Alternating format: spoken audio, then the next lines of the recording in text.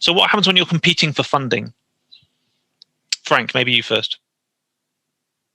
That's a really good question. I'm not sure I can answer it quickly. I don't think it changes. You know, we competed for funding before. We probably apply to the same funders now.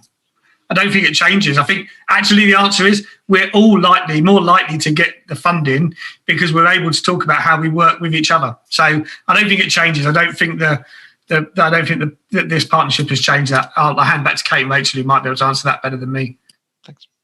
Yeah, I was just going to say that I think that actually what it's enabled us to do is for fundraising teams to collectively come together and start talking about where there's opportunities for joint funding. And that is happening. And that wouldn't have happened before this. So yes, we're still going to compete for voluntary funding, although as Frank said, you know, people fund the cause, they don't fund the people. And it's about us being a bit grown up about it and having those conversations and trusting each other. And there'll be a little bit of competition, but, you know, so be it. That's just the nature of the environment and the sector we work in.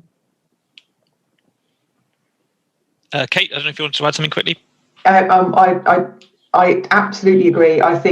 I guess in terms of hoping as we move forward, I would hope we'd be in a situation where if we found ourselves in that ubiquitous staff vote charity of the year competition, you know, we could now phone each other up and kind of go, well, why are we going to cancel each other out on this vote? I would rather take a third of a partnership than risk not winning any of the partnership, because we could all make a difference with that. So I think it will sow the seeds of us kind of going, actually, could we be a bit more of a force to reckon with here? And how do we do that practically and operationally? So, and I think I also think our teams would feel very comfortable phoning each other up to have that conversation. It doesn't all have to be chief execs talking to chief execs.